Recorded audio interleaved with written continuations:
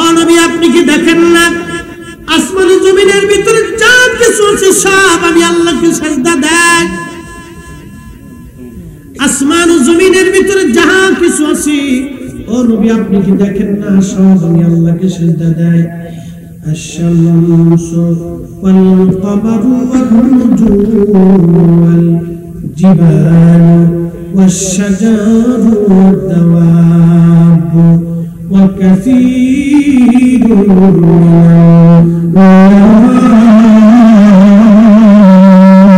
মিনান-নাস।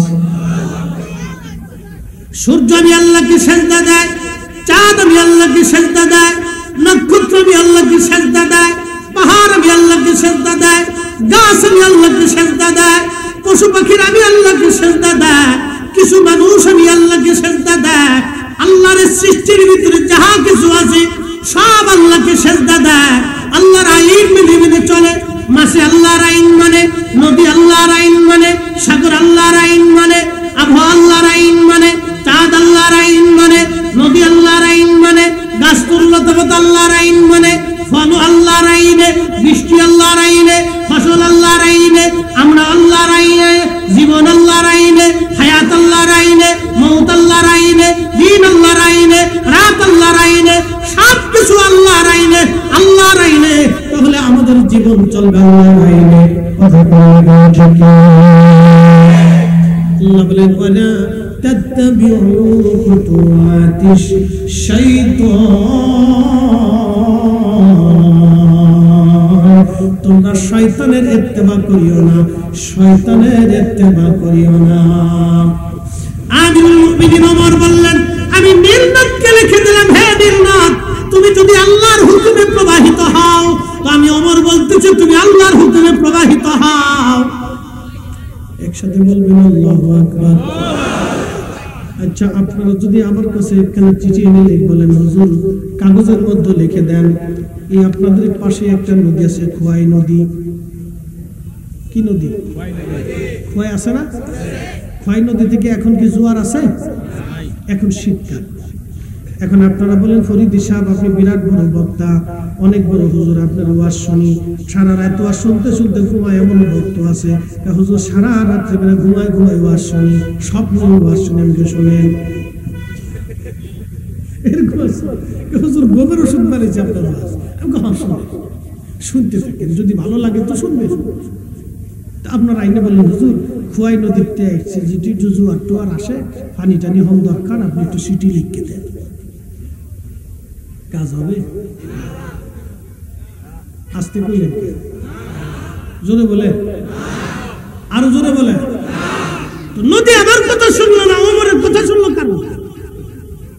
নদী আমার কথা শুনলো না, শাহজালালের কথা শুনলো কারণ? ওটা হলো ইসলামের বাস্তব দলিল। কি কথা বলেন? হযরত ওমর তারাবি চালু করছে 20 রাকাত, আর আমার দেশের মোল্লাই চালু করছে 8 রাকাত।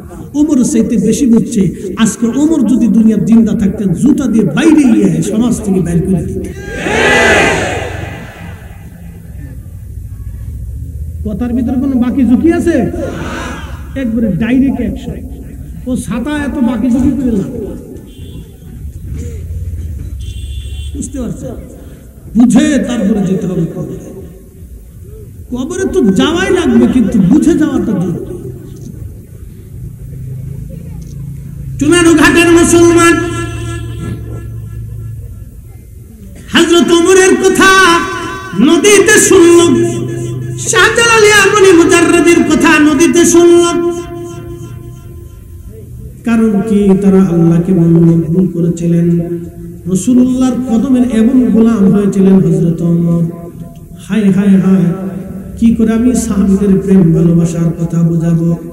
আজকে একজন সাহাবীর কথা বলি, তার নাম হযরত আইয়ুব আনসারী রাদিয়াল্লাহু আনহু। আল্লাহর নবী হিজরত করে মদিনাতে উট, অ্যাটেনশন আমার দিকে তাকান, উটের নাম কাসওয়া। যে উটের পিঠে রহমতের নবী সওয়ার হয়েছিলেন, এই উটের নাম কাসওয়া। কাসওয়া উট আল্লাহর নবীজি পিঠের উপরে চড়ে আল্লাহর হাবিব রওনা হলেন। সবাই বলে হুজুর আমাদের বাড়ি আসেন। আল্লাহর নবী বললেন না, আমার উট ছেড়ে দাও, সে আল্লাহ কর্তৃক নির্দেশিত। আমার উট যেখানে যার কার বাড়িতে যায় বসবে, আমি নবী তার বাড়িতে অবস্থান নেব। সে আল্লাহ কর্তৃক নির্দেশিত আমার উট।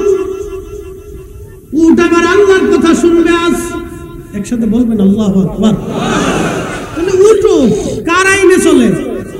কথা কন না কেন? কার? আল্লাহর আইনে চলে।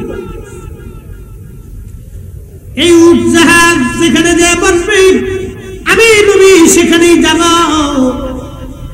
হযরত রাসূল করিম সাল্লাল্লাহু আলাইহি সাল্লাম উট ছেড়ে দেওয়া হলো। উটটা ছেড়ে দেওয়ার পরে সর্বপ্রথম উট এসে বসলো বর্তমানে মসজিদে নববীর মূল জায়গাটা যেখানে, এই মূল জায়গার মূল দরজার সামনে উট এসে বসে গেল। একসাথে বলবেন না মারহাবা। মসজিদে নববীর মূল রিয়াজুল জান্নাহ, খুজরা মুবারক, রওজা মুবারক পুরাটাই ছিল মসজিদে নববীর অংশ। এইখানে যে মূল দরজা, এই দরজার সামনে উট এসে বসে গেল। উট আবার উঠে গেল।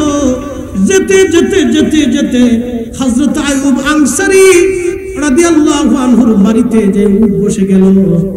হযরত আইয়ুব আনসারী বলেন, ইয়া রাসূলুল্লাহ, উট তো আমার এখানে বসে গেছে, নবী গো আপনি আমার মেহমান, অতএব মাল সামানা উটের পিঠ থেকে নামাইয়া আমি নিয়ে যাব।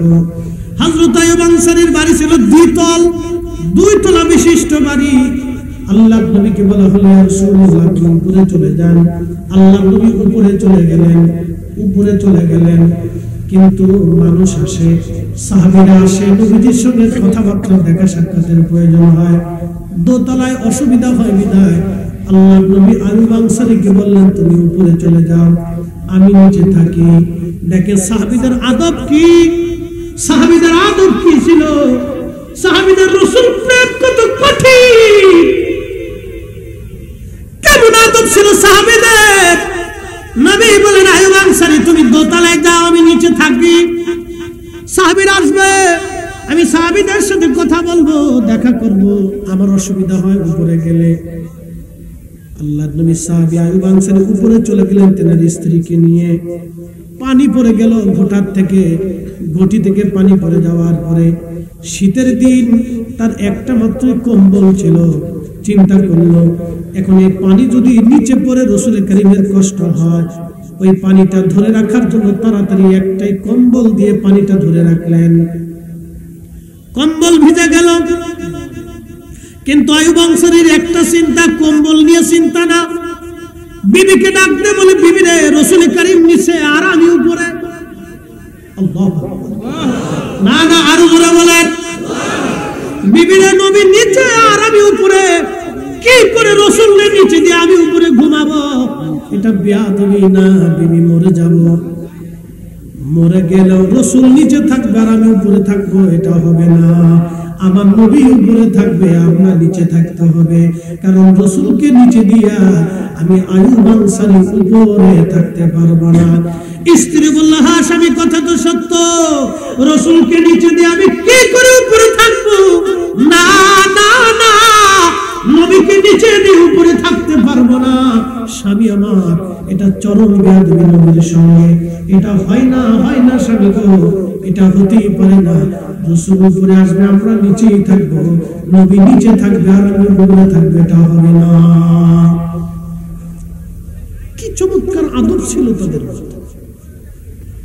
ভাষায় প্রকাশ করার মতো এতই সুন্দর আদব তাদের মধ্যে ছিল, এতই রাসূল প্রেম তাদের মধ্যে ছিল। সারা রাত্র ঘুমান নাই, একই চিন্তা। হযরত আইয়ুব আনসারী রাদিয়াল্লাহু আনহু সারা রাত্র ঘুমাইলেন না, একটাই চিন্তা, রাসূল নিচে আর আমরা উপরে, কি করে নবীকে নিচে দিয়ে আমরা উপরে থাকবো না? এটা হতেই পারে না, হতেই পারে না, নবীকে নিচে দিয়ে আমরা উপরে থাকবো, এটা হতে পারে না। সকালবেলা হযরত আইয়ুব আনসারী নিচে নামলেন, নবীর কদমে আরজি করলেন, ইয়া রাসূলুল্লাহ আইয়ুব আনসারীর কলিজায় কি করে সাহস হবে? আপনি নবী নিচে থাকবেন আর আইয়ুব আনসারী উপরে থাকবে। নবীকে নিচে দিয়ে আমি উপরে থাকতে পারবো না, নবী বেটা আমার পক্ষে সম্ভব হবে না। এরপর আল্লাহ নবী বলেন, ঠিক আছে তোমরা নিচে থাকো, আমি উপরে চলে গেলাম। এটার নাম আদব, এটার নাম ভালোবাসা। এগুলি দলিল দিয়ে হয় না বাপ, হৃদয় থেকে নিতে হবে। কথা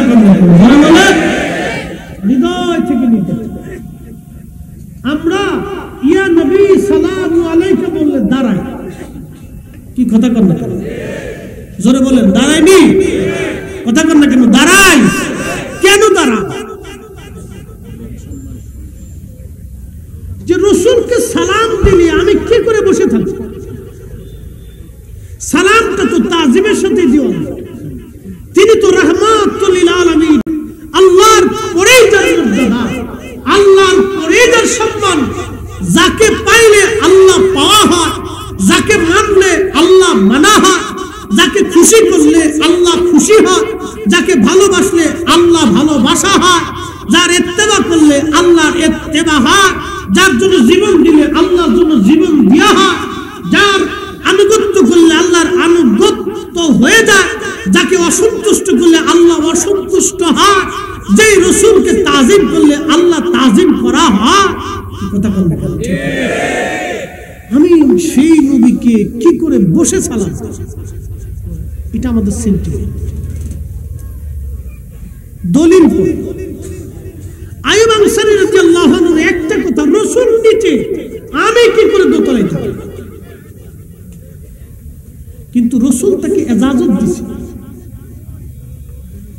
সহিহ বুখারীতে হুদাইবিয়ার সন্ধির সময়, মক্কার সেই সন্ধি হুদাইবিয়া, আল্লাহ রাসূল লিখলেন মুহাম্মাদুর রাসূলুল্লাহ সাল্লাল্লাহু আলাইহি ওয়াসাল্লাম, মুহাম্মদ আল্লাহ রাসূল। কাফেররা বলল, মুহাম্মদ আল্লাহ রাসূল যদি সন্ধির মধ্যে থাকে, মুহাম্মদুর রাসূলুল্লাহ যদি মাইনে নিলাম, তাই তো আর মুহাম্মদের সাথে আমরা কোনো ঝগড়া নেই। মুহাম্মদুর রাসূলুল্লাহ শব্দ কাইটে দেয়।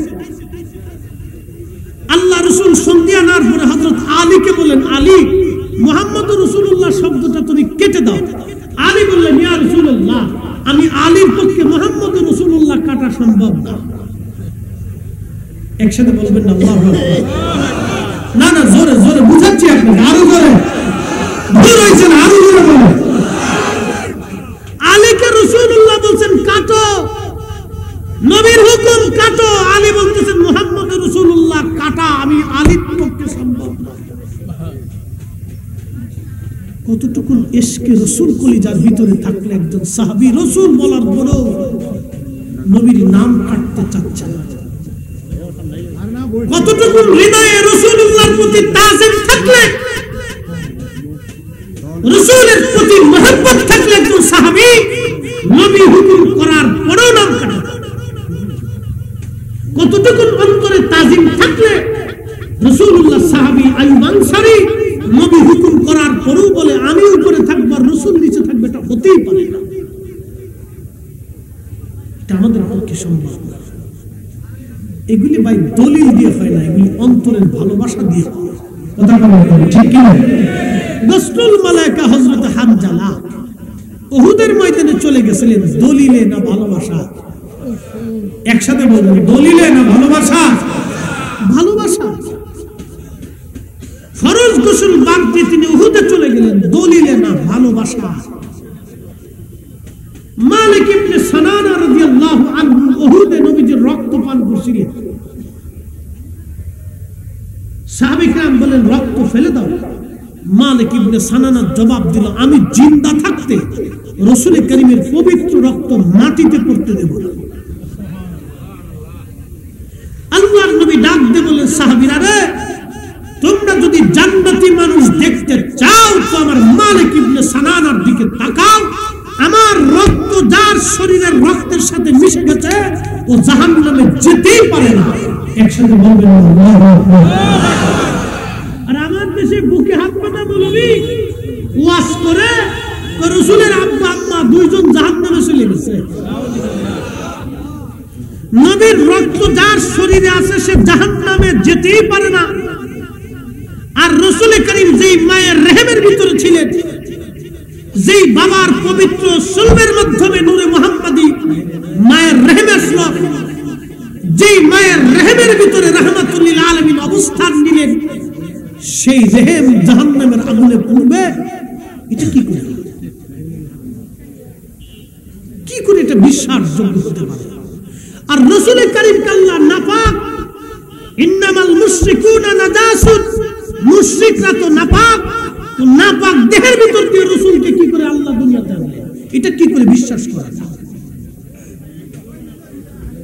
শুনেন, ভেজালে ভেজালে ভেজালে দেশ বেরিয়ে গেছে, ভেজালে ভেজালে ভেজালে ভেজালে দেশ বেরিয়ে গেছে। এখন চারিপাশে শুধু ভেজাল আর ভেজাল, আমে ভেজাল, জামে ভেজাল, পানিতে ভেজাল, কাঁঠালে ভেজাল, খাবারে ভেজাল, সব জায়গায় ভেজাল। মসজিদে ভেজাল হচ্ছেন, হুজুরের ভিতরে ভেজাল হচ্ছে, সব জায়গায় শুধু ভেজাল আর ভেজাল, ভেজাল আর ভেজাল। কথা বুঝে তারপরে বাড়ি যাবে। সাহাবায়ে কেরামের আদব প্রেম ছিল, রাসূল করিমের ব্যাপারে তারা খুব সেনসিটিভ ছিলেন এবং খুব সচেতন থাকতেন।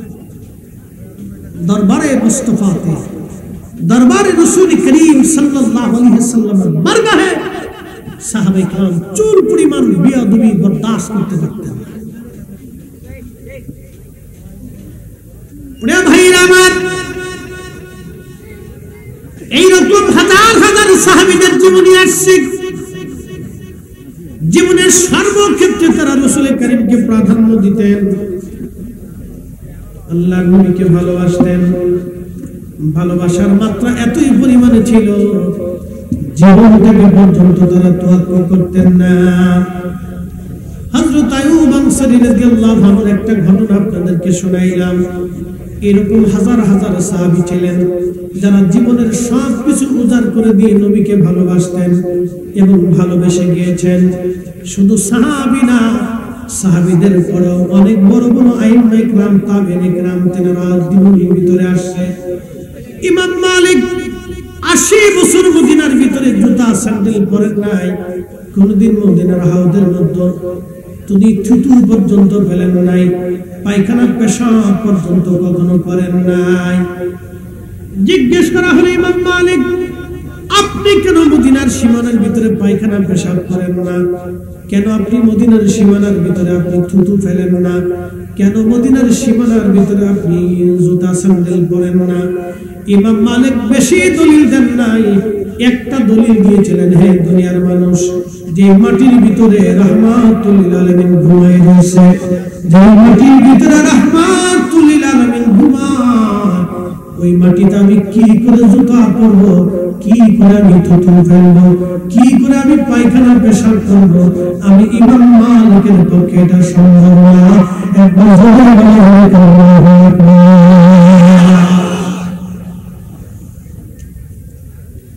এটা ছিল সাহাবায়ে কেরামের ভালোবাসা, রাসূল প্রেম, আইম্মায়ে কেরামের রাসূল প্রেম। পায়ের মধ্যে ফুসকা পড়ে ইমাম মালিকের ঘা হইতো, রক্ত পড়তো গরমের দিনে, তারপর জুতা পরতেন। আমাদের মাযহাবের ইমাম ইমাম আবু হানিফা রাহমাতুল্লাহ আলাইহি মক্কায় হজ করে মদিনাতে গেলেন। মদিনায় যাওয়ার পরে মাত্র 7 দিন পরে ইমাম মালিকের কাছে বিদায় চাইলেন, ইমাম মালিক আপনি আমাদের মদিনার থেকে বিদায় দেন। ইমাম মালিক আর ইমাম আজম আবু হানিফার সমসাময়িক ইমাম, উনি মদিনার ইমাম, উনি তখন ইরাকের কুফা নগরীতে ইমাম আবু হানিফা রাহমাতুল্লাহ আলাইহি। ইমাম আবু হানিফা ইরাক চলে আসবেন, বিদায় চান ইমাম মালিকের কাছে। ইমাম মালিক জবাব দিলেন, হুজুর কত মানুষ মদিনায় আসতে চায়, আপনি কেন মদিনা থেকে চলে যেতে চান, কারণ কি? ইমাম আজম আবু হানিফা বললেন, ও ইমাম মালিক আমি তো মানুষ, আমাকে তো বেঁচে থাকতে হবে, তুমি কি চাও আমি মরে যাই? বলে, হুজুর মদিনা আসলে মানুষ থাকার আগ্রহ করে, আপনি চলে যেতে চান, আবার মরার কথা বলেন, কারণ কি? বলে, ইমাম মালিক রে আজকে 7 দিন হলো আমি পায়খানাও করি না, পেশাব করি না। বলে কারণ কি? ইমাম আযম আবু হানিফা ডাকতে বলেন, ইমাম মালিক, আমি কোথায় পেশাব করব, পায়খানা করব বলবো? এই মাটির নিচে রাহমাতুল লিল আলামিন ঘুমিয়ে রয়েছে। চিৎকার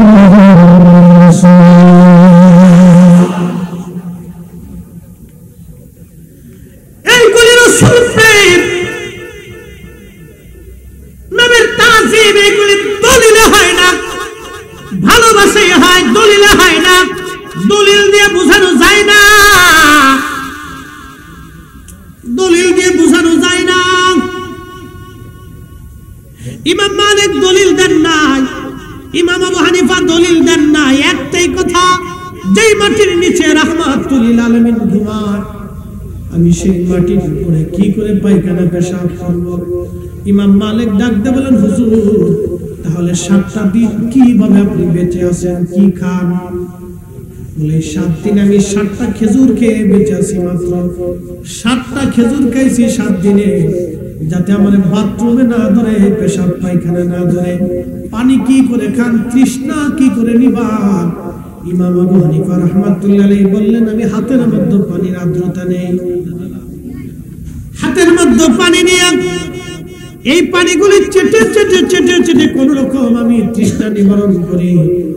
অধিক পরিমাণে পানি পান করলে পেশাবে ধরবে, পেশাবের বেগ আসলে পেশাব করাই লাগবে। আমি মদিনার সীমানার মধ্যে পেশাব পায়খানা করতে পারবো না, আমার বিদায় দাও, আমি চলে যাচ্ছি, মদিনায় থাকা আমার পক্ষে সম্ভব হলো না। হে রাসূল, তোমায় ভালোবাসি,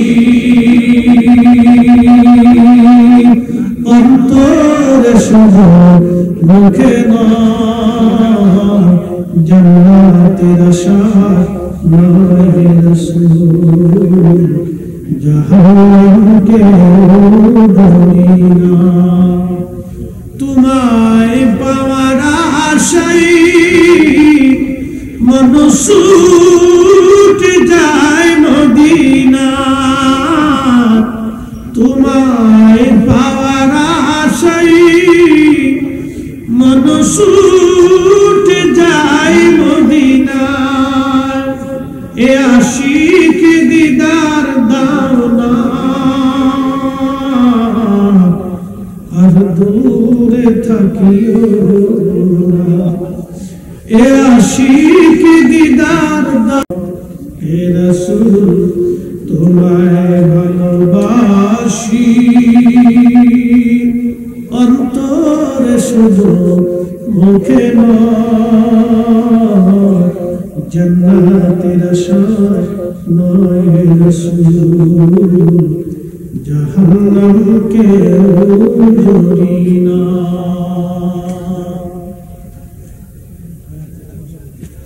এই জন্য এগুলি আপনাদেরকে দলিল দিয়ে বোঝানো সম্ভব। কেউ অন্তর থেকে যদি রাসূল না মানে, তাকে দলিল দিয়ে মানানো যায় না। কি কথা বলেন, ঠিক কি না? দলিল দিয়ে মানানো, পিরিতি আর মুরিদি জলিল দিয়ে হয় না, ভালোবাসা এ জোর করে হয় না, এটা অন্তর থেকে আসতে হবে। তো আল্লাহ যাকে কবুল করে তার কলিজায় রাসূলের তাজিম ঢুকা, যার নসিবে নাই তার কলিজাতে রাসূল করিমের তাজিম আসে না, সে দলিল খুঁজে আর বেদাত খুঁজে। কথা বলেন, ঠিক কি না? সে বেদাত খুঁজে। এরকম পৃথিবী বিখ্যাত আল্লাহর ওলি যারা ছিলেন, বিশ্ববিখ্যাত আলিম যারা ছিলেন, এখন আপনাদেরকে প্রশ্ন করি, যারা বেদাতের তত্ত্বা খুঁজে, শুধু বলে বেদাত বেদাত বেদাত, সাহাবীরা করে না এটা বেদাত। আচ্ছা, রাসূল করিমের 10,000 সাহাবীর পবিত্র মাজার আছে জান্নাতুল বাকিতে, 10,000 সাহাবী, বিশ্ববিখ্যাত তাবি, আহলে বাইতে রাসূল, প্রিয় নবীর আহলে বায়াতের ভিতরেও ওইখানে অনেক ঘুমিয়ে গেছে। কেউ তারা মদিনাতে জুতা স্যান্ডেল ছাড়া থাকলেন না, সবাই জুতা পরলেন, থুতু ফেললেন, পায়খানা পেশাব করলেন। তো ইমাম মালিক, ইমাম আবু হানিফা তারা কেন জুতা পরলেন না, পায়খানা পেশাব করলেন না? কারণটা তাহলে তারা কি সাহাবায়ে কেরামের বিপরীত করার কারণে তারা কি বেদাতি? তো সাহাবীরা যেটা করে নাই সেটা তারা করছে, তাহলে তারা কি বেদাতি? আপনারা বলবেন অবশ্যই না, তারা বেদাতি হতেই পারে। কারণ দুইজন বিশ্ববিখ্যাত ইমামের নাম মসজিদে নববীতে নামের পরে, চারজন ইমামের নামের পরে রাদিয়াল্লাহু তাআলা আনহু সহ লেখা। আগে রাসূল করিম এবং আহলে বাইত, খুলাফায়ে রাশিদিন, আশারে মুবাশশিরিন, তারপরে এই চারজনের নাম লেখা আছে। ইমাম আবু হানিফা, ইমাম নু'মান বিন সাবিত আবু হানিফা রাদিয়াল্লাহু তাআলা আনহু, ইমাম মালিক ইবনে আনাস রাদিয়াল্লাহু তাআলা আনহু, ইমাম আবু ইদ্রিস আশ-শাফিঈ রাদিয়াল্লাহু আনহু, ইমাম আহমদ ইবনে হাম্বল রাদিয়াল্লাহু তাআলা আনহু সহ মসজিদে নববীতে সুন্দর করে লিখে রাখা আছে। আমি নিজের চোখে দেখছি, ভিডিও করে নিয়ে আসছি। পৃথিবীর এই চার ইমামের এক ইমামকে কেউ যদি বেদাতি বলে তো মুসলিম মিল্লাতের ইলম বিতর্কিত হবে, ফিকহের মাসালা, তাফসীরের মাসালা, হাদিসের মাসালা অনেক কিছুই বিতর্কিত হয়ে যাবে। অতএব এই দুইজন ইমাম রাসূল প্রেমে মদিনার ভিতরে কখনো পায়খানা পেশাব সারেন নাই, থুতু পর্যন্ত ফেলেন নাই। দলিলে না ভালোবাসা, একটাই দলিল, যেই মাটির নিচে রাহমাতুল লিল আলামিন ঘুমিয়েছে, আমি কি করে সেই মাটির ভিতরে, আমি কি করে সেই মাটির উপরে পায়খানা পেশাব করব, কি করে আমি জুতা স্যান্ডেল পরব? একসাথে বলা আল্লাহু আকবার। পৃথিবী বিখ্যাত একজন বাদশা, তার নাম সুলতান মাহমুদ গজনবী, অনেক বড় বাদশা। এই সুলতান মাহমুদ গজনবী রাহিমাহুল্লাহ গজনী সাম্রাজ্যের বাদশা। বর্তমান আফগানিস্তান, ইরানের এক অংশ, উজবেকিস্তান, তাজিকিস্তান, তুর্কমেনিস্তান, আজারবাইজান, এই বেল্টের এক বিরাট অঞ্চলের বাদশা ছিলেন সুলতান মাহমুদ গজনবী। এই সুলতান মাহমুদ গজনবী রাহমাতুল্লাহি আলাইহি সুদূর আফগানিস্তানের গজনী থেকে মদিনাতে আসছে হজ করার জন্য। হজ শেষ করে মদিনায় ঢুকে শাহী পোশাক করলেন। অ্যাটেনশন, আমার দিকে তাকান। আমরা তো একটু এলেম হলেই খালি লাফালাফি আর ফালাফালি করি, মনে করছি বিরাট কিছু শিখছি, বিরাট কিছু জানছি। হ্যাঁ, অনেকে বলে আইগো আমার সাথে কেনাই বহস করবা, বাপের বেটা থাকলে বহসে বসো। উনি বুঝাইতে চাচ্ছেন উনি শুধু বাপের বেটা, দুনিয়াতে আর কেউ বাপের বেটা নাই। আরে বেটা, তোমার আগে জমিনে যারা ঘুমিয়ে গেছেন, শায়েখ আব্দুল হক মুহাদ্দিস দেহলভী, যিনি মিলাদ কিয়ামের উসিলা করে আল্লাহর কাছে দোয়া করছেন, শাহ আব্দুর রহিম মুহাদ্দিস দেহলভী মিলাদুন নবীর মাহফিল করার জন্য রাসূল কারীমকে স্বপ্ন দেখেছেন। শাহ আব্দুল মুসআব মুহাদ্দিস দেহলভী, শাহ ওয়ালিউল্লাহ মুহাদ্দিস দেহলভী মক্কা থেকে খালি পায়ে হেঁটে মদিনাতে গেছেন যে রাসূলের দরবারে যাব, আমি জুতা পরে কেমনে যাব? উন্দাদের মতো মুহাদ্দিসরা যারা পেশাব করে দিলে তোমরা আমার মতো মৌলবী ভাইসে চলে যাবে, তাদের জুতার ওজনের সমান আমাদের ওজন হবে না। হাই হাই হাই, তাদের এলেমের এক পাল্লায় এলেম দিলে আর আমরা তামাম দুনিয়ার আলেমদেরকে আর এক পাল্লায় দিলে তাদের এলেমের সমান হবে না। তাদের মতো আলেমরা দরবারে মুস্তাফার ব্যাপারে খুব আদবের সাথে কাটাইতেন। আর তুমি তো লাফালাফি ফালাফালি করতেছ। শোনো, এগুলি লাফালাফি ফালাফালি রাসূল কারীমের ইজ্জতের বিরুদ্ধে চলে না, চলে না, ঠিক চলে না। ইজ্জত আল্লাহর আকাশ থেকে, আল্লাহর আসমান থেকে বরাদ্দ হয়। তবে কেউ রাসূলের ইজ্জত ধরলে তার ইজ্জত আল্লাহ ছিনায় নেয়, ইজ্জত ছিনায় নেয়। ওলিদের সাথে দুশমনির কুফল কি বলেন তো? শাহজালাল ইয়ামানি মুজাররিদি সেই দিন গৌর গোবিন্দ যদি বলতো যে আপনি মুসলিম, আল্লাহর ওলি, আপনিও দিন প্রচার করেন আপনার ওয়ালে থেকে, আমার রাজত্ব টিকে থাকুক, আমার যুদ্ধের দরকার নাই, আপনি আপনার কাজ করেন, আমি আমার কাজ করি। সেই দিন যদি শাহজালাল ইয়ামানিকে গৌর গোবিন্দ সম্মান দিত, তাহলে গৌর গোবিন্দর সাম্রাজ্য হারাইতো না। পৃথিরাজ যদি খাজা বাবা আজমিরের সাথে দুশমনি না করতেন, তাহলে পৃথিরাজের সাম্রাজ্য হারাইতো না। সম্রাট আকবর যদি মুজাদ্দিদ আল ফিসানির সাথে বিয়াদবি না করতেন, সম্রাট আকবরও দুনিয়া থেকে বিতাড়িত হতো না। আরে ফেরাউন যদি মুসা নবীর সাথে দুশমনি না করত, ফেরাউনের সুবনি খাইতে হতো না। নমরুদ যদি ইব্রাহিম খলিলুল্লাহর সাথে বিয়াদবি না করত, নমরুদ জুতার বাড়ি খেয়ে মরে না। আরে আল্লাহর ওলি ও নবীদের সাথে যারা দুশমনি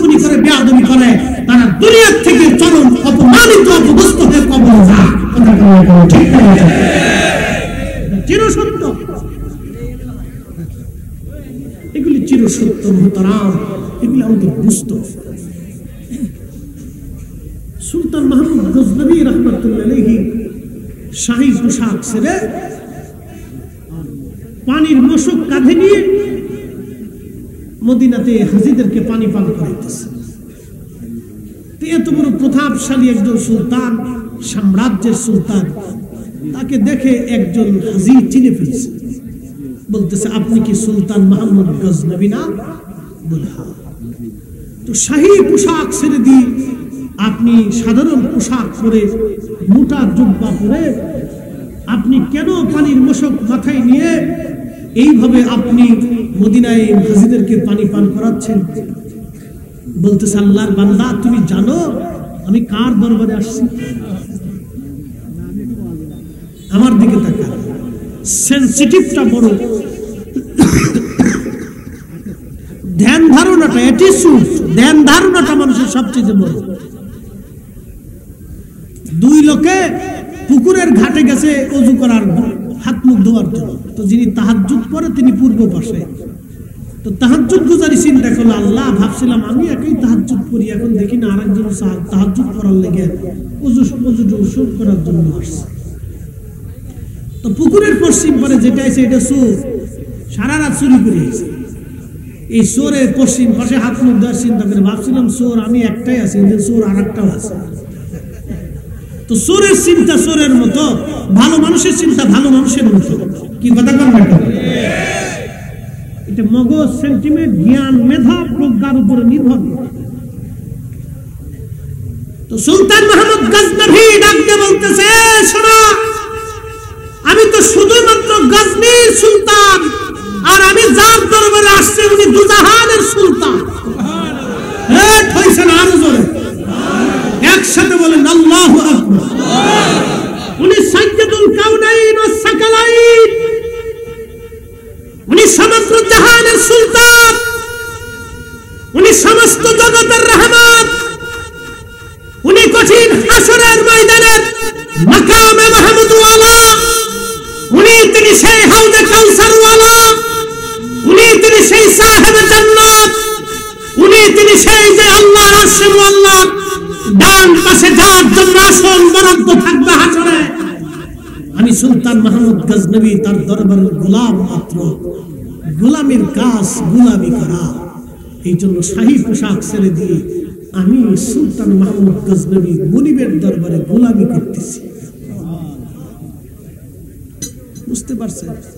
শুনেন, এলেম দিয়ে বিরাট বড় খালি মাদ্রাসায় পড়লে নাহু সরব মুখস্থ করিয়া কিতাব 2-4 লাইন খালি এবার সারা পড়তে পারলে বড় হুজুর হওয়া যায় না। হ্যাঁ, কেটাই করছে। কিয়ামতের ময়দানে আল্লাহ জিজ্ঞেস করবে, বেটা দাঁড়াও, বুখারী শরীফ পড়তে পারো কিনা, আগে সবক দাও। কিয়ামতে আল্লাহ জিজ্ঞেস করবে, বেটা দাঁড়াও, তুমি ওই যে কি বলে নাহু সরব পারো কিনা, দাঁড়াও। কিয়ামতের ময়দানে কি আল্লাহ বলবে নাকি দাঁড়াও তাফসীরে জালালাইন এই তুমি এবার সারা করে দাও? এগুলি আল্লাহ কিয়ামতের ময়দানে জিজ্ঞেস করবে না।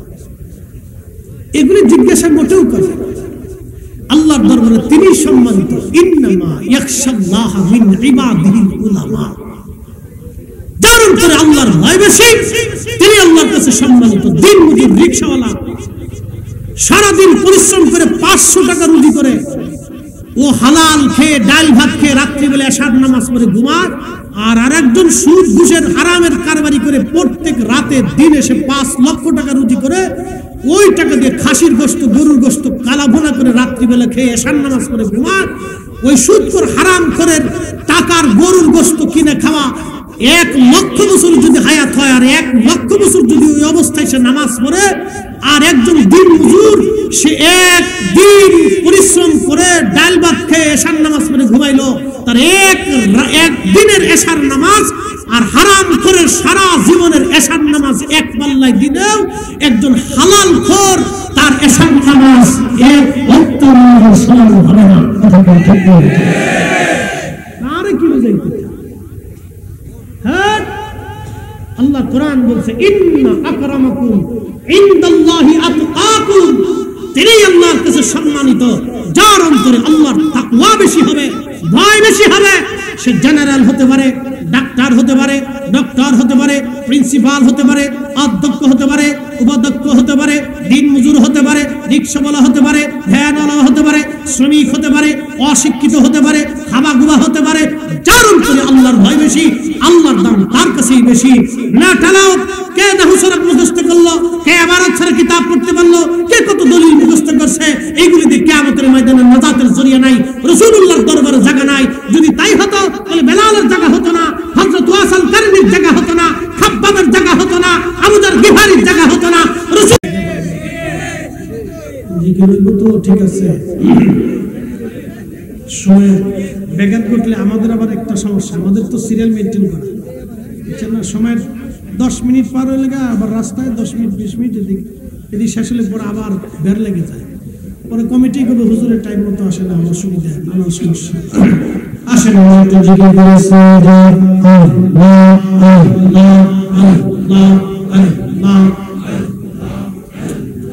হয় না হয় না, জবান খুলে আল্লাহ আল্লাহ আল্লাহ আল্লাহ আল্লাহ।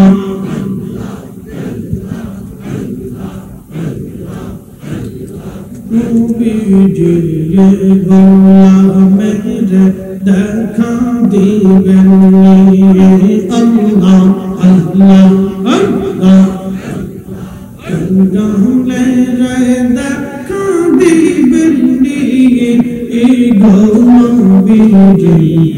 কৌশাদমে পাগিব আল্লাহ আল্লাহ আল্লাহ। জবান খুলে একসাথে দেখা দিবেন কৌশাদমে পাগিব আল্লাহ আল্লাহ। মনের যত পশু গুণান ভক্তি করতই দুই চরণে সায়া দিত গান আই নবী যে কৌশাদমে পাগিব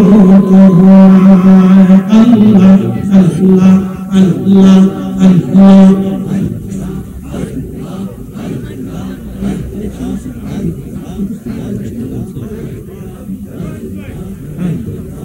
একসাথে আল্লাহ আল্লাহ আল্লাহ।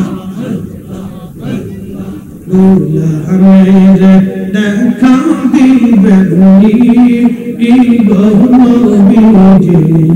কৌশাদমে পাগিব আল্লাহ আল্লাহ আল্লাহ।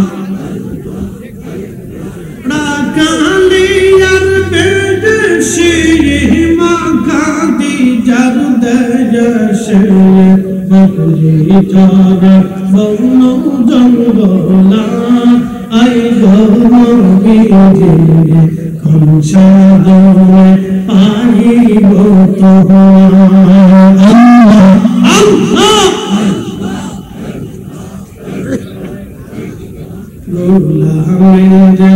দেখা দিবেন কৌশাদমে পাগিব আল্লাহ।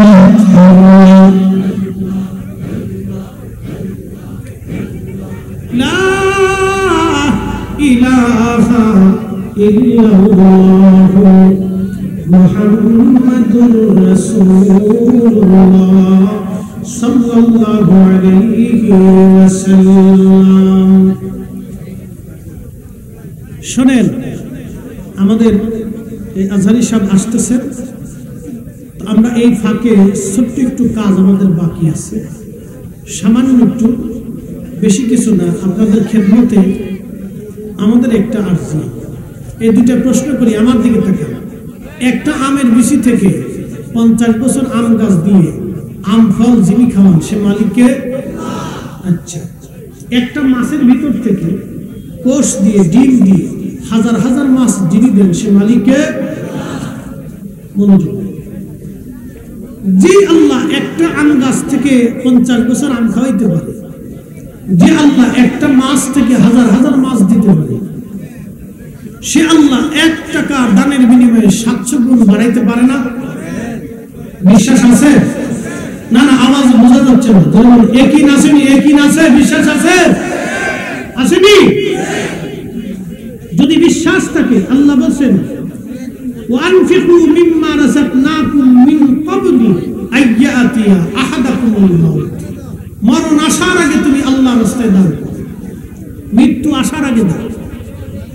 এই উপস্থিত ভাবে ভলান্টিয়াররা যাবে, আপনারা খুশি মনে যে যা করেন এই মাহফিলের জন্য আজারি সাহেব আসার আগে খুশি মনে আপনারা সকলে শরীক থাকবেন, যে যা করেন শরীক থাকবেন খুশি মনে।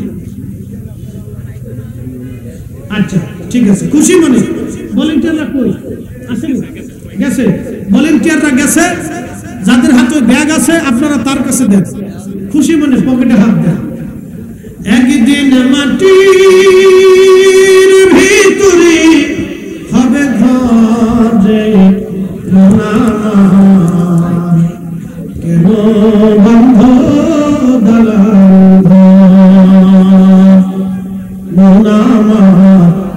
কেন বন্ধ দালাল।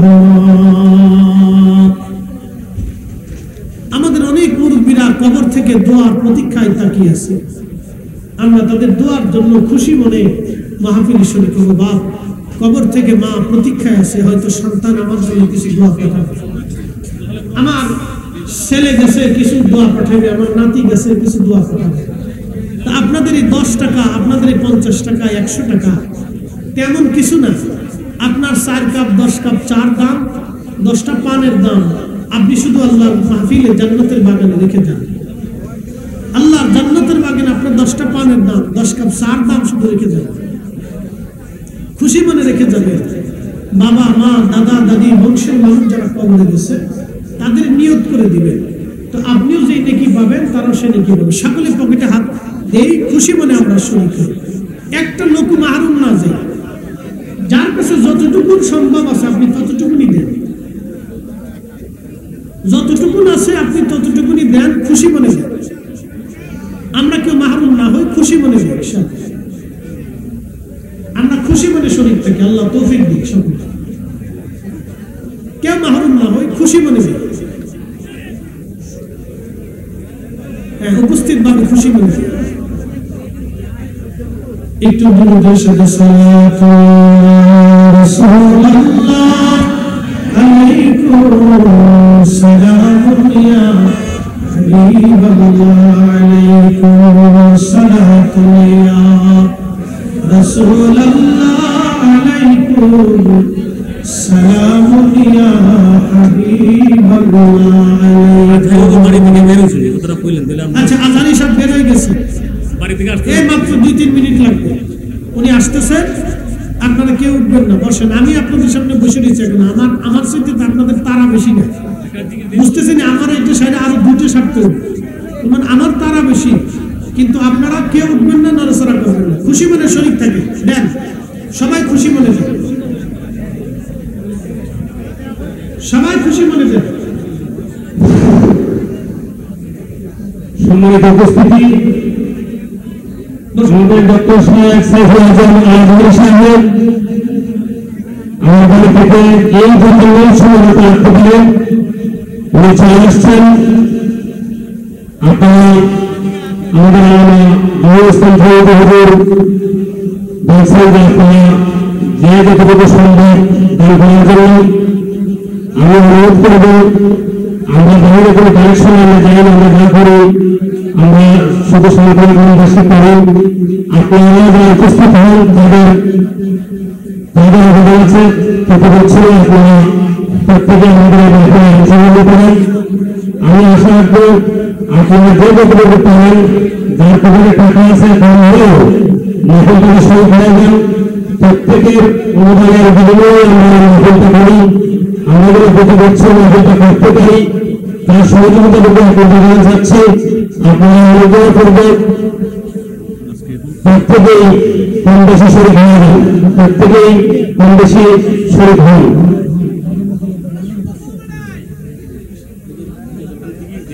না নারে তাকবীর, নারে রিসালাত, নারে গাউসিয়া, আহলে সুন্নাত ওয়াল জামাত। আজহার হিসাবের আগমন মেহমানকে এইভাবে কি বরণ করে আরো জোরে আজহার হিসাবের আগমন। আল্লামা ডক্টর সাইফুল আজম আল আজহারি সাহেবের আগমন। নারে তাকবীর,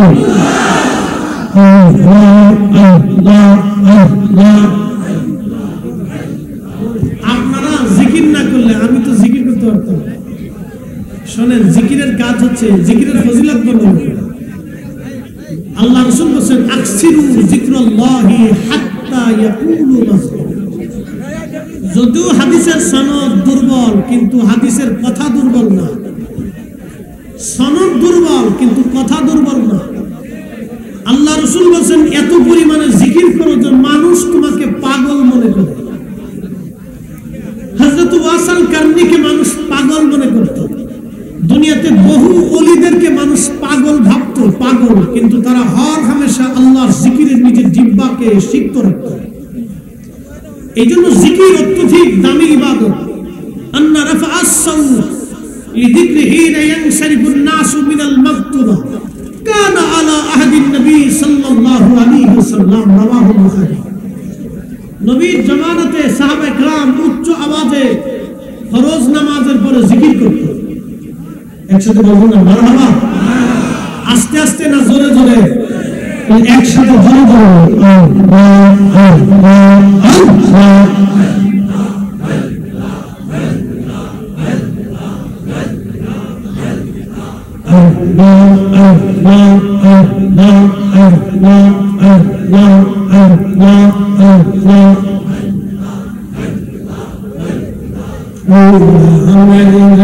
দেখা দিবনি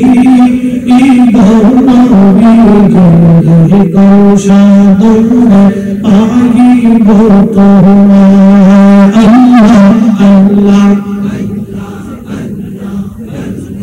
রাখালি আর ভেড়েছি মাখাদি জগদশে বকরি চরণ বন জঙ্গলা আইব নবীজি কৌশাদনে পাইব তোমায়। আল্লাহ আল্লাহ আল্লাহ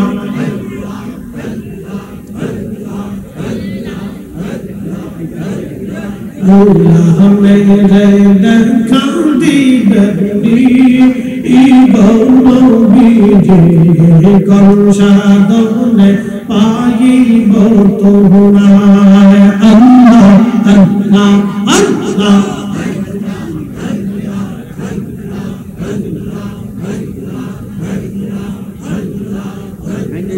মনের যত পশু গণন ভক্তি করতুই তুই চরণ মেঘমালা ছায়া দিত গা আইব নবীজি কৌশাদনে পাইব তোমায়। আল্লাহ আল্লাহ আল্লাহ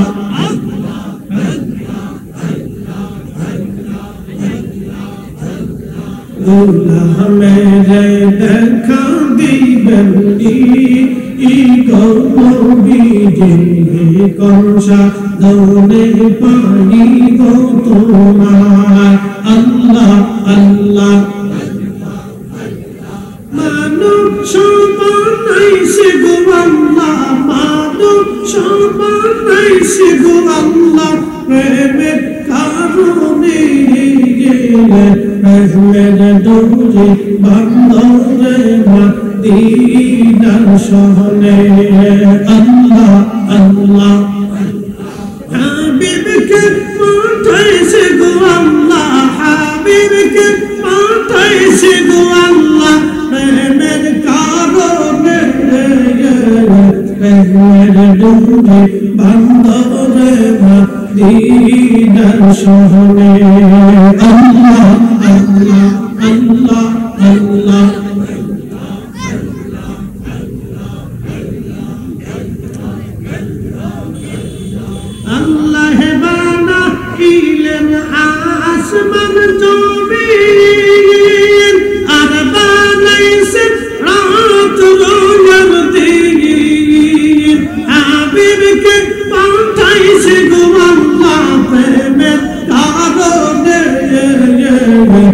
রহমের দুরি বান্দরে মদিনার শহরে আল্লাহ আল্লাহ আল্লাহ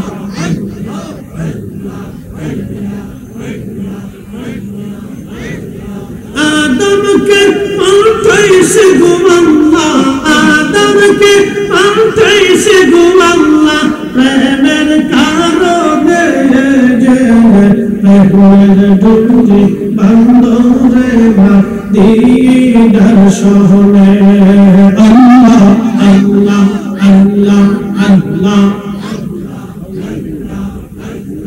লা ইলাহা ইল্লাল্লাহু মুহাম্মাদুর রাসূলুল্লাহ সাল্লাল্লাহু আলাইহি ওয়াসাল্লাম। আগামী 16 ফেব্রুয়ারি সন্ধ্যা থেকে আমাদের দরবার শরীফ বিশ্ব জাকির মসজিদ ফরিদপুরে মহাপবিত্র বিশ্ব উরুস শরীফ ইনশাআল্লাহ আপনারা যাবেন। ওখানে শিরিক বেদাত আছে কিনা আপনারা দেখে আসবেন ইনশাআল্লাহ। আপনাদের দাওয়াত রইল। আগামী 16 ফেব্রুয়ারি থেকে শুরু হবে। শিরিক বেদাত আছে কিনা এটা আপনারা একটু দেখে আসবেন, পর্যবেক্ষণ করে আসবেন। যেটা কি আহলে সুন্নাত ওয়াল জামাতের উপর প্রতিষ্ঠিত আছে না নজদিবাদে হয়েছে না শিরিক বেদাত আছে, আপনি একটু দেখে আসবেন ইনশাআল্লাহ। আপনাদের যাওয়ার দাওয়াত আহ্বান করলাম। পীর আমাদের যার যার, সুন্নিয়ত আমাদের সবার। কথা ঠিক না ঠিক? আমরা সমস্ত পীর দরবার সুন্নিয়ত দল আমরা এক এবং অভিন্ন।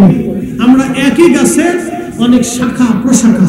আল্লাহ আমাদের প্রত্যেকের জন্য কবুল করেন, সকলে বলেন আমিন। আল্লাহ কবুল করেন। আমি আর কথা বলবো না, আমাদের ডক্টর সাহেব আসতেছেন। তাকবীর দিন। আসসালামু আলাইকুম। আমাদের 20-30 আধা ঘন্টার ভিতরে বিস্মার হয়ে যাবে। এরকমও তাদের মেধা জ্ঞানে অস্ত্র শস্ত্র তৈরি হয়েছে। আমার একটা ভাইরাস করোনা, এর প্রতিষেধক তৈরি করার জন্য বড় বড় চিকিৎসা বিজ্ঞানীরা গবেষণা করে তার প্রতিষেধক বের করে দেয়। তাহলে কি পরিমাণে তাদের মেধা এবং আকল জ্ঞান আছে। কিন্তু তাদের এই জ্ঞান, তাদের এই প্রজ্ঞা, তাদের এই মেধা, তাদের এই শিক্ষা, তাদের এই গবেষণা আল্লাহ চিনতে সাহায্য করে। তারা করোনার টিকা শনাক্ত করেছে, বিভিন্ন রোগের প্রতিষেধক শনাক্ত করেছে, দামি দামি অস্ত্র শস্ত্র তৈরি করেছে। চাঁদ থেকে শুরু করে গ্রহ উপগ্রহে যাওয়ার জন্য তারা অপ্রাণ প্রচেষ্টায় তাদের গবেষণা চালিয়ে যাচ্ছে। আকাশ এবং নক্ষত্র, দুনিয়া, পৃথিবীর বহু বিষয় নিয়ে তাদের গবেষণায় তারা কৃতকার্য হয়েছে। কিন্তু আল্লাহ চিনতে তাদেরকে সাহায্য করে। আমার আপনার মতো নাসির এবং নাফরমান আল্লাহ মুসলমান হিসেবে কবুল করছে।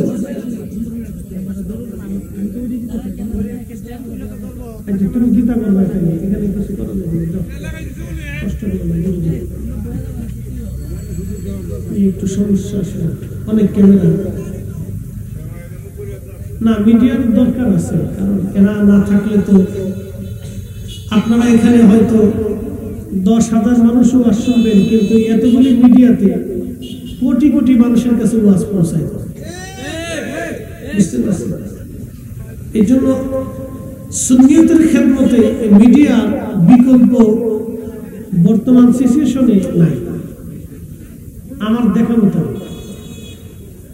কারণ আমি আপনাদেরকে আজকে একটা তথ্য দিই। আমার এই ক্ষুদ্র বয়সে আমার এই ওয়াজ, আমার মতো নাফরমানের ওয়াজ এই মিডিয়াতে যাওয়াতে বহু লোক বাতিল থেকে সুন্নিয়তের পতাকা তুলে আসছে। বহু বিপদগামী আল্লাহ তাদেরকে হেদায়েতের রাস্তা দেখাইছে। এটা আমার বক্তব্য না, আল্লাহর সাহায্য। কিন্তু এগুলি প্রচেষ্টা, একটা উসিলায় আল্লাহ মানুষকে দিক নির্দেশনা দেয়। একটা মাইক যেভাবে সেইভাবে থাকে, আমি আমার সিস্টেম মতো বলে দেব। মাইক তো অনেক সারা এলাকার লোকে আমার আনসারি ভাই সবাই নিয়ে বিরাট আয়োজন করছে, একবারে এই পাশ থেকে ওই পাশে, পাশ থেকে সে পাশ, সাজানো গোছানো। এই কোনো কিছুতে তারা কমতি দেয়, কার্পণ্যতা নাই। মৌলিক দিক থেকে তাদের মন খুব উন্নত, কারণ এই প্রোগ্রামগুলি দেখলে বোঝা যায় যে মানুষের মনের চাহিদা এগুলি। সৌন্দর্যের দিক থেকে মন বিরাট, মানে তারা কোনো কিছুতে কার্পণ্য করে নেই, সব কিছুতে তারা খুব সুন্দর করার চেষ্টা করছে।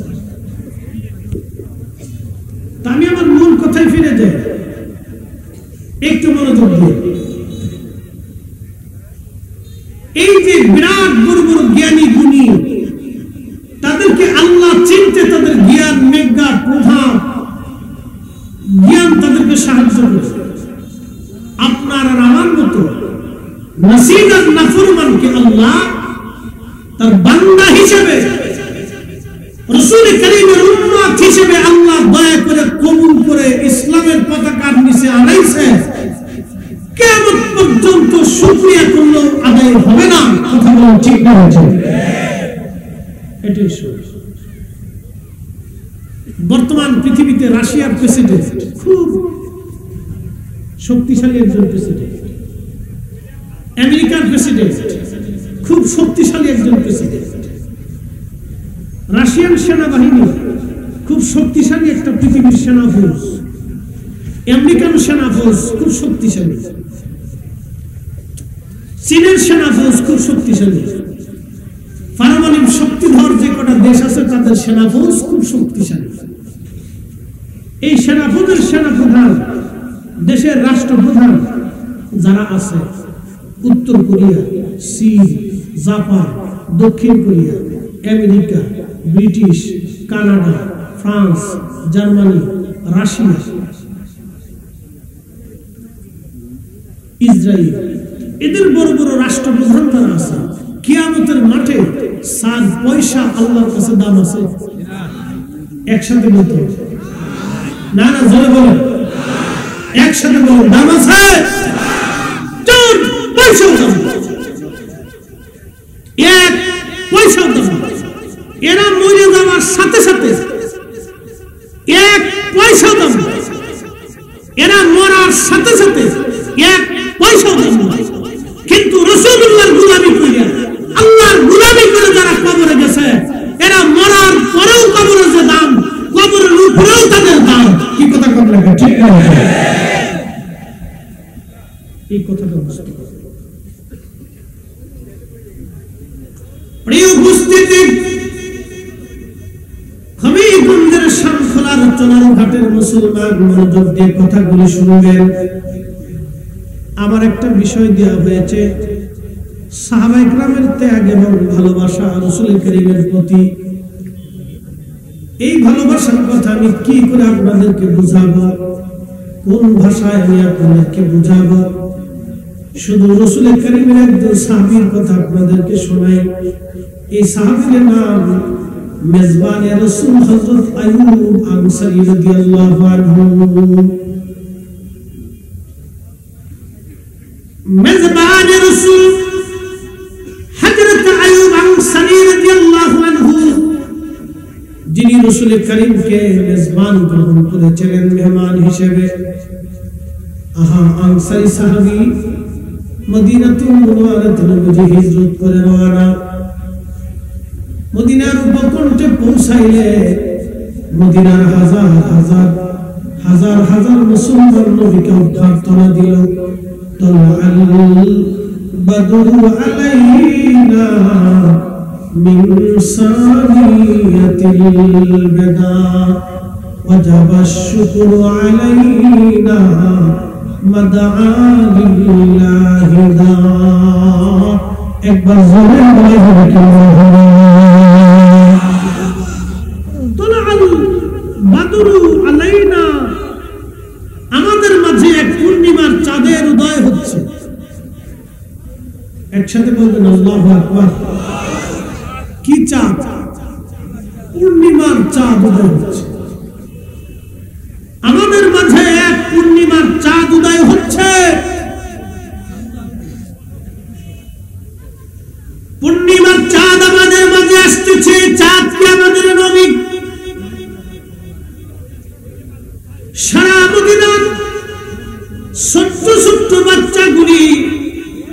ভাষা শেখার জন্য কোনোদিন কোনো মাদ্রাসায় মক্তবে কোনো স্কুলে পড়ে নাই, কিন্তু রাসূল দেখার সঙ্গে সঙ্গে তারা উচ্চারণ করলো তাআল বাদরু আলাইনা মিন সানিয়াতিল বিদা ওয়াজাবা শুকরু আলাইনা মাদা লিল্লাহি দা। কাজী নজরুল কত চমৎকার কবিতার সঙ্গে লেখেন, আমি যদি আরো হতাম মদিনারি পথ, সেই পথ দিয়ে হেঁটে যাইতেন নূর নবী হাজরা,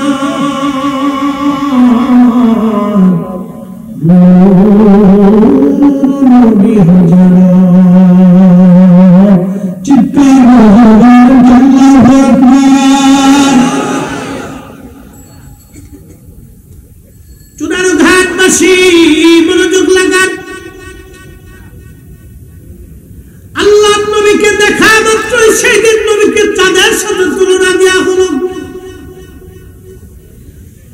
কি চমৎকার ভাষার মাধুর্যতা নবীর শানে, কতই না সুন্দর শব্দমালা, কতই না সুন্দর শব্দমালা আমার রাসূলের শানে ব্যবহার করা হলো, কতই না চমৎকার নবীর শানে শব্দমালাগুলি ব্যবহার করা হলো। আল্লাহর নবী মদিনাতে আসছে, সমস্ত সাহাবীরা বলে হুজুর আপনি আমাদের বাড়ি আসেন, বৃদ্ধরা বলল হুজুর আপনি আমাদের বাড়ি আসেন, যুবকরা বলে ইয়া রাসূলুল্লাহ আপনি আমাদের বাড়ি আসেন, বাচ্চারা বলে ইয়া রাসূলুল্লাহ আপনি আমাদের বাড়ি আসেন। মদিনার মানুষ খুব মেহমান প্রিয়, এখনো মদিনার মানুষ খুব মেহমান প্রিয়, এরা মেহমানদেরকে খুবই যত্ন করে এবং সম্মান করে। সারা বাংলাদেশের মধ্যে সিলেটের মানুষ খুব মেহমান প্রিয়, একবার জোরে বলা যাবে কি না? ফাম্মারি নেই, কথা সত্য। আর দুনিয়া তো আসাদু মিনাল ফাম, দুনিয়া ফামের উপরে চলে, আমি আপনাদেরকে ফাম দিই, কথা সত্য। সিলেটের মানুষ অধিকাংশ ভদ্র, পরিসংখ্যানে দু চারটে দুষ্ট বদমাশি তো সব জায়গায় আছে, কিন্তু পরিসংখ্যানে সিলেটের মানুষ অধিক পরিমাণ ভদ্র, নম্র এবং সভ্য। এটা কিসের উপর ভিত্তি করে আমি জানি না, তবে 360 আউলিয়ার সহমতে জমিন আছে। এই কথা কয়জন আউলিয়া? 360 জনের পরে কি আর ওলি আল্লাহ আসে নাই? কথা কথা কেন আসে নাই? আসছে, কিন্তু 360 জনের কথা আমরা কেন বলি? উন্না মদিনাতুল মুনওয়ারা হয়ে আল্লাহ রাসূলের কদম থেকে মকবুল হয়ে তারা এদেশে আসছে, কথা কেন না? ঠিক কি না? উন্না রাসূল করিমের কদম মুবারক থেকে মকবুল হয়ে আসছে, সরাসরি আসছে।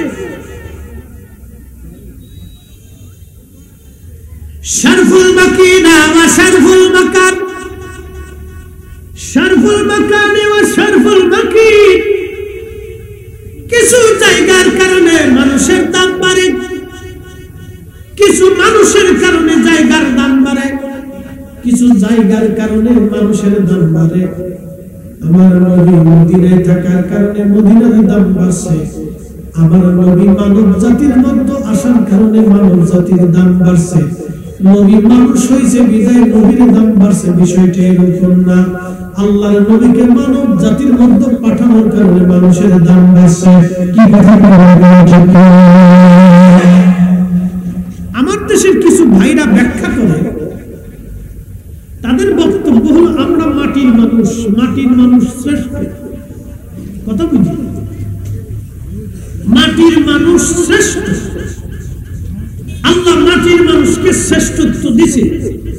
এরা জিন জাতির চাইতে শ্রেষ্ঠ, ফেরেশতাদের চাইতে শ্রেষ্ঠ, সমস্ত মাখলুক থেকে তারা শ্রেষ্ঠ। অতএব রাসূল করিম মাটির মানুষ হওয়ার কারণেও নবী শ্রেষ্ঠ। কি সুন্দর যুক্তি। আমার মনে হয় শয়তানি ওর আহলের ভিতরে পেশাব করেছে।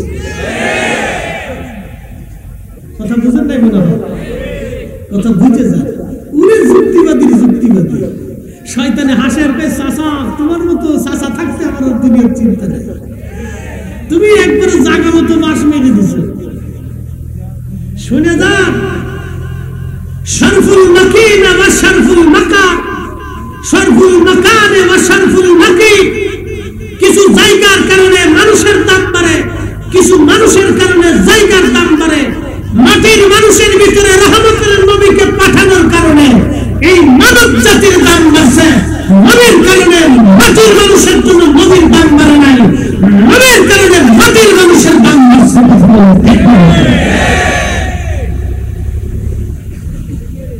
পাগল দেশে কত জন্ম হয়েছে আল্লাহ জানে। আল্লাহর নবীকে এই মাটির মানুষের ভিতরে পাঠাইছে বিদায় মাটির মানুষের দাম বেশি। যদি আল্লাহ মাটির মানুষের মধ্যে নবীকে না পাঠাইয়া জিন জাতির মধ্যে পাঠাইতেন, জিনদের দাম বেড়ে যাইত। হ্যাঁ, এভাবে ঠিক আছে, একভাবে রাখেন। আর গজল গাইলে টুম্বন দিন, আমার কণ্ঠে এমনি বালা, এটা লুতাই ভালো করে কিচ্ছু নাই। বেশি ভালো করতে আসলে দূর থেকে মানুষ বলছে বেডি ওয়াশ করতেছে, কণ্ঠ শিখুন না, মানে মনে করুন যে বেডি চিল্লাইতেছে। যেমন সেমনি থাক, শুনতে একসাথে জন বলি তো আল্লাহু আকবার। না, চোনার ঘটনা আওয়াজ হয়েছে, ছোটখাটো একটা মজলিসের আওয়াজ হয়েছে, গলার কাশি কুশি দিয়ে গলাটা সারা। একসাথে জোরে বলি আল্লাহু আকবার। আল্লাহু আকবার ওয়া লিল্লাহিল হামদু। বিসমিল্লাহির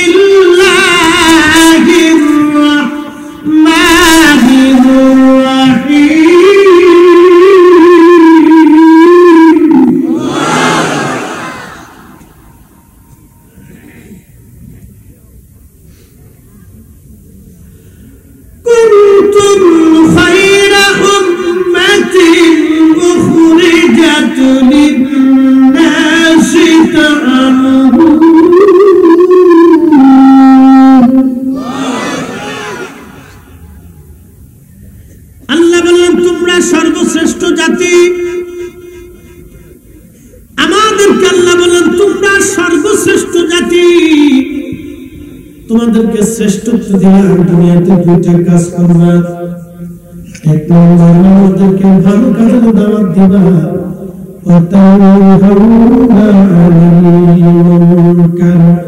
খারাপ কাজ থেকে তুমি ফিরে রাখবা। আল্লাহ শ্রেষ্ঠত্ব কেন দিলেন? কিসের জন্য এই মানব জাতিকে শ্রেষ্ঠত্ব দিবেন আল্লাহ? ফেরেশতাদেরকে শ্রেষ্ঠত্ব দেওয়ার কথা তারা বলে নাহনু নুসাব্বিহু বিহামদিকা ওয়া নুকাদ্দিসু লাক। আল্লাহ, এই মানব জাতি তুমি দুনিয়াতে পাঠাইছো, আল্লাহ আমরাই তো ইবাদত করি, আমরাই হাম করি, আমরাই তাসবিহ করি। قالوا أتجعل فيها من يفسد فيها ويسفك الدماء।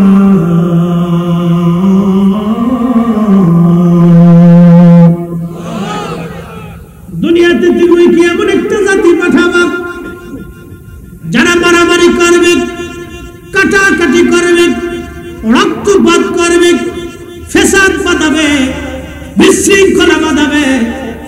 800 বছর ধরে এই উপমহাদেশের মুসলমান নাভির নিচে হাত বেঁধে নামাজ পড়ে শাহজালাল ইয়ামানি, তিনশো ষাট আউলিয়া, খাজা বাবা আজমেরি, কুতুবউদ্দিন কাকি, নিজামউদ্দিন আউলিয়া, খান জাহান আলী, কমরউদ্দিন রুমি, পৃথিবীর এই উপমহাদেশের মধ্যে যত ওলিরা ছিলেন, মুজাদ্দিদ আল-ফুসানি হিন্দি, শেখ আব্দুল হক মুহাদ্দিস দেহলভী, শাহ ওয়ালিউল্লাহ মুহাদ্দিস দেহলভী, সমস্ত ওলিরা নাভির নিচে হাত বেঁধে নামাজ পড়লো।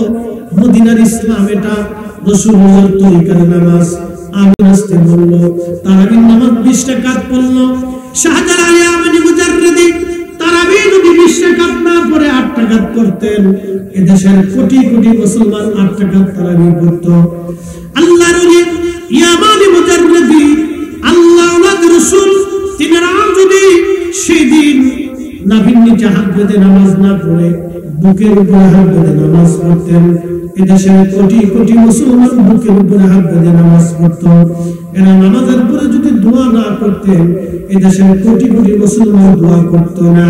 আজকে যারা আমার দোয়া বন্ধ করতে চায়, আমার দুরূদ মিলাদ বন্ধ করতে চায়, আমার মিলাদুন নবীর মাহফিল বন্ধ করতে চায়, আজকে যারা আমার নামাজের ভিতরে ভুল করে, আমার তারাবির নামাজ শুরু হয়ে গেল, আমার ভিতরে নামাজ চুরি করে নিয়ে গেল, ভাই ওরা ঠিক না হয় শাহজালাল ঠিক? আর যদি বলেন না 360 আউলিয়া ঠিক, ওলিরা ঠিক, তাহলে ওরা বেঠিক।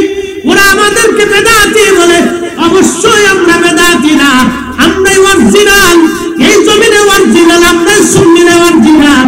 ওরা আজকে যারা আমার মসজিদের মধ্যে ফাসাদ বাঁধাইলো, আমার সমাজে ফাসাদ বাঁধাইলো, আমার পরিবারে ভেজাল বাঁধাইলো, আমার সমাজে বিশৃঙ্খলা লাগাইলো, আমরা 800 বছর ধরে হকের উপরে আছি, 1400 বছর ধরে হকের উপরে আছি, আমাদের মধ্যে যারা অশান্তি বাঁধাইলো, ওরাই হলো এই দেশের রোহিঙ্গা।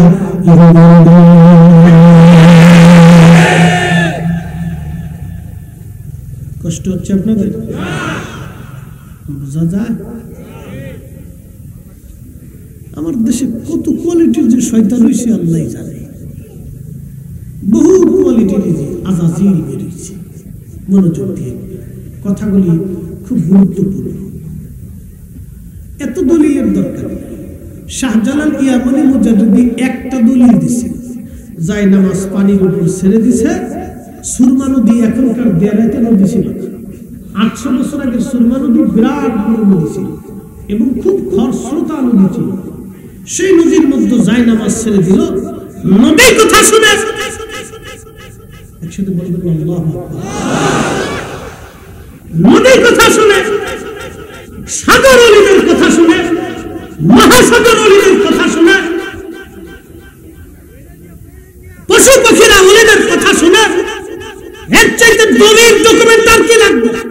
কোনটা হলো আল্লাহর কোরআনের বাস্তব দলিল, রাসূলুল্লাহর সুন্নাতের বাস্তব দলিল, নবীর আইনের বাস্তব দলিল। কথা বলতে ঠিক না, সিদ্ধা দলিল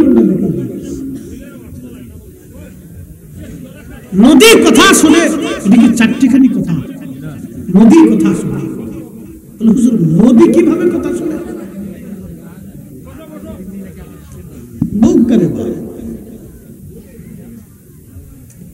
আমরা বসি, কথা না বলি, কথা বললে মাইন্ডে আদার্সে চলে যায়।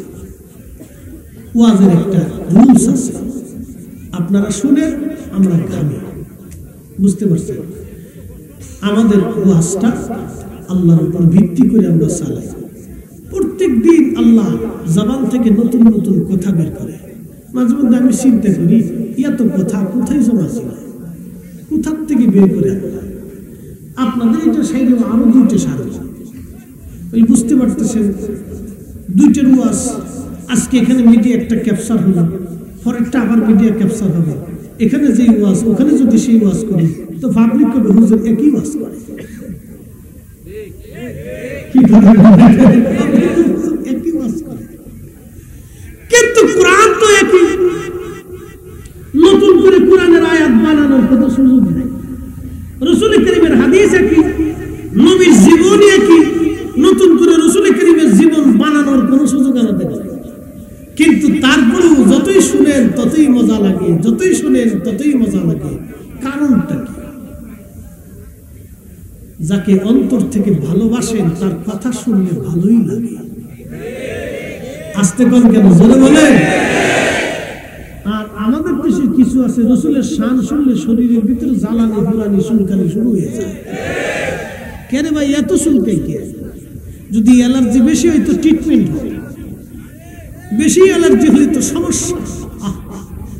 বড় আফসোস এই উম্মতের জন্য, যার কারণে নাজাতের উসিলা হবে। আরে যার সোহবত থেকে সাহাবায়ে কেরাম সাহাবীদের আগের জীবন কি ছিল? সব হার সাহাবী জান্নাতি। কোন সাহাবীর সমালোচনা আমি করতেছি না, শুধু আগের অবস্থানটা তুলে ধরতেছি। রাসূল পাকের সাহাবী ওমরের আগের হালত কি ছিল? দিন দুপুরে যারা মানুষ হত্যা করত। রাসূল কারীমের সাহাবী আবু যর গিফারির আগের হালত কি ছিল? গিফারি বংশের মানুষ আগে ডাকাতি করত। রাসূল কারীমের দরবারে সাহাবীদের আগের হালত কি ছিল? ছোট্ট একটু বিষয় নিয়ে খুনাখুনি 40 বছর 100 বছর পর্যন্ত যুদ্ধ করত। আগের হালত কি ছিল? ওই মক্কা নগরীতে তারা উলঙ্গ নারী দিয়ে খোদার ঘর তাওয়াফ করাইত। আগের হালত কি ছিল? তারা জিন্দা কন্যা সন্তানকে মাটির নিচে কবর দিয়ে জিন্দা গেড়ে দিয়ে আসত। কলিজা এত বড় পাষাণ ছিল, নিজের কলিজার টুকরা সন্তানকে মাটির নিচে জিন্দা দাফন করত। আপনি আপনার ছোট্ট সন্তান থেকে যদি একটা থাপ্পড় মারেন, তারপর আপনার কলিজার ভিতরে চিনচিন করে ব্যথা করে। যারা বাবা হয়েছেন, মা হয়েছেন, তারা জানে। যারা বাবা হয়েছেন তারা বাবার কি জিনিস এটা বুঝে। ছোট্ট সন্তানকে যদি একটা থাপ্পড় মারেন, তো যতক্ষণ পর্যন্ত ওরে আদর না করবেন, ওরে খুশি না করবেন, তত সময় পর্যন্ত আপনার কলিজার ভিতরে ব্যথা করে। আপনি তার গায়ে থাপ্পড় মারেন না, আপনার কলিজায় থাপ্পড় মারছেন। এই কথা ঠিক না?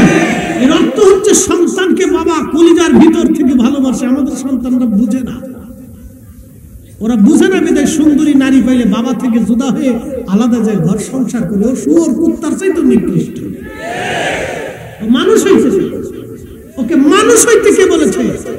ও শিয়াল কুত্তা হইলে ভালো হতো। কুকুর বলবো হুজুর আমার সাথে তুলনা দিয়েন না, আমি খাই কিন্তু বেঈমানি করি। কুত্তায় খায় কিন্তু বেঈমানি করে না, কুকুরে খায় বেঈমানি করে না। এটা মনে রাখবেন। বেঈমান পৃথিবীর সবচেয়ে নিকৃষ্ট জীব। সে মানুষ হোক না জিন হোক না ফেরেশতা হোক না প্রাণী হোক না যেই হোক না কেন, বেঈমান পৃথিবীর সবচেয়ে নিকৃষ্ট জীব। বেঈমান কবি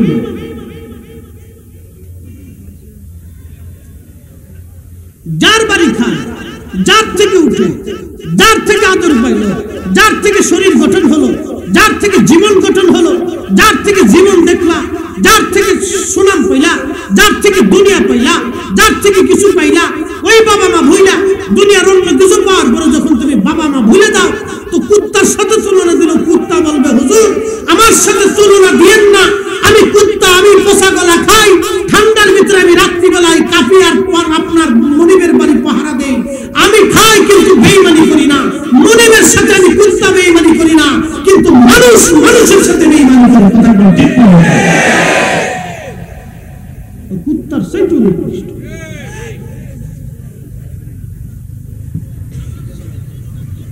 প্রিয় মুসলমান আমার, চুনারুঘাটবাসী খুবই মনোযোগ দিয়ে শুনিয়া যান।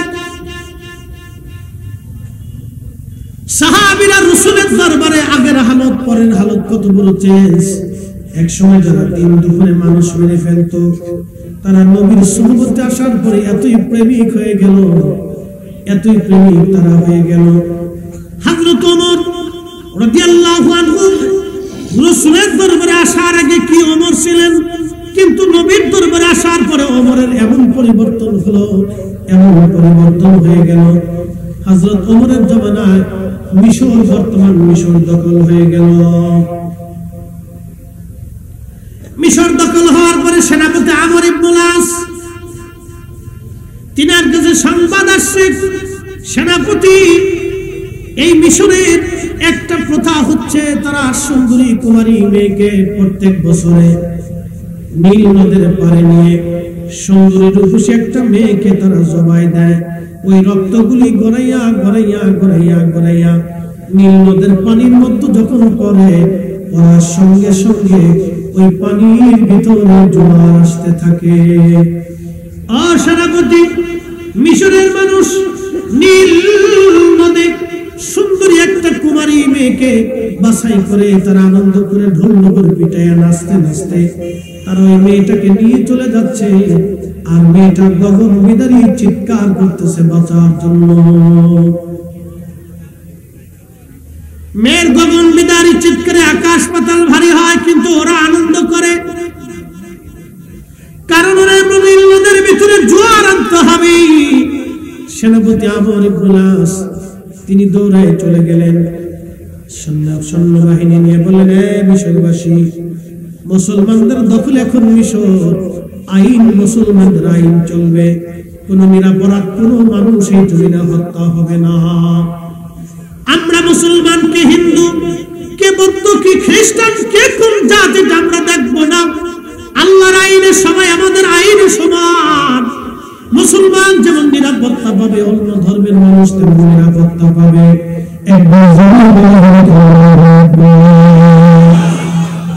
ইসলাম এটার নাম দ্বীন। আমি মুসলিম, যেইভাবে এদেশে নিরাপত্তা পাবো, অধিকার পাবো, ঠিক হিন্দুর একই রকম অধিকার পাবো। এটার নাম ইসলাম। সেনাপতি আমর ইবনুল আস দৌড়াই চলে গেলেন, সাবধান, তোমরা যদি এই কুমারী মেয়েকে হত্যা করো, আমর ইবনুল আসের তলোয়ার তোমাদের গর্দানে পড়বে, চলে যাও সাবধানে। নিরাপরাধ কুমারী মেয়ের হত্যা, রক্তপাত এই জমিনে চলবে না, এই সমস্ত কুপ্রথা কুসংস্কার এই জমিনে চলবে না। ওরা বলল, হে সেনাপতি, তোমরা দখল করছো মিশর ঠিক আছে, কিন্তু আমরা প্রত্যেক বছর একটা করে মেয়ে এইভাবে জবাই দেওয়ার কারণে নীল নদের মতো পানির জোয়ার আসে। আল্লামা আবুল ফরাজ ইবনুল জৌজি রাহমাতুল্লাহ আলাইহি আজ থেকে 900 বছর আগে তার উম্মুল হিকায়াতের মধ্যে লিখতেছেন,